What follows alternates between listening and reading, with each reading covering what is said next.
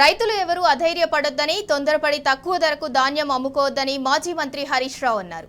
సిద్దిపేట జిల్లా పెద్దకోడూరు గ్రామం మెట్టుబండల వద్ద ధాన్యం కొనుగోలు కేంద్రాన్ని ఆయన సందర్శించారు. అకాల వర్షంతో తడిసిన ధాన్యాన్ని పరిశీలించి రైతులకు ధైర్యాన్ని ఇచ్చారు.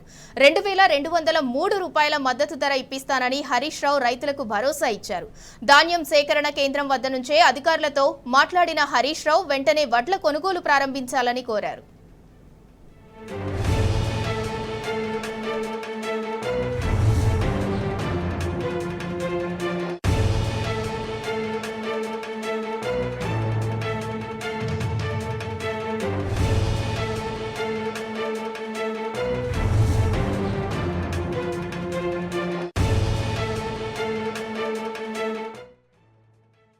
ధాన్యం సేకరణ కేంద్రంలో రైతులతో ముచ్చటించిన హరీష్ రావు వారి సమస్యలు అడిగి తెలుసుకున్నారు. రైతులు హరీష్ రావుతో తమ బాధను చెప్పుకొని బోరుమన్నారు. 15 రోజులుగా కేంద్రంలో వడ్లు పోసామని, ఇక్కడే ఉంటున్నామని రైతులు హరీష్ రావు దృష్టికి తీసుకెళ్లారు.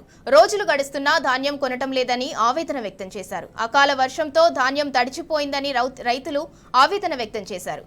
కేసీఆర్ హయాంలో ఇలాంటి కష్టాలు లేవని రైతులు అన్నారు. కాంగ్రెస్ ప్రభుత్వం వచ్చాక కరెంటు లేక పంటలు ఎండిపోయాయని రైతులు వాపోయారు. కరెంటు సరఫరా సక్రమంగా లేక మోటార్లు కాలిపోయాయని ఆవేదన వ్యక్తం చేశారు.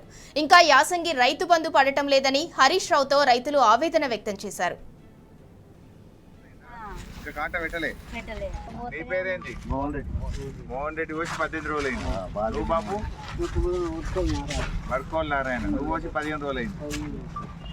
అమ్మ పోసి 15 రోజులు అయింది. 18 రోజులు అయినా ఇంకా కొట్టలేరు.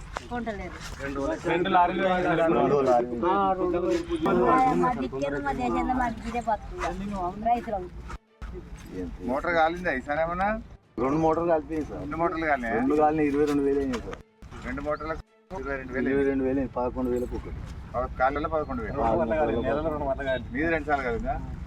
ఒక్కడి అడుగుతుంది. కేసీఆర్ ఉండగా మోటార్ కాలినాది. మన కేసీఆర్ గవర్నమెంట్ అప్పుడు కాలేదా? ఇప్పుడు వీళ్ళు వచ్చినాక మోటార్లు కాలి పోతుంది. అట్లా ఇట్లా మోటార్లు కాలుతలేవు. ఇక బోనస్ ఎగబెట్టి నేను కమ్సే మద్దతు ధరనన్నా 5,200 రూపాయలు ఇచ్చినట్టు ఇన్నే అమ్ముంది. మీరు తొందరపడి మాత్రం తక్కువ ధరకు అమ్ముకోకండి. Okay sir. 1600 1800 అమ్ముతున్నట్టు కళాల మీద అమ్మకుంది. 2203 రూపాయలు రావాలి.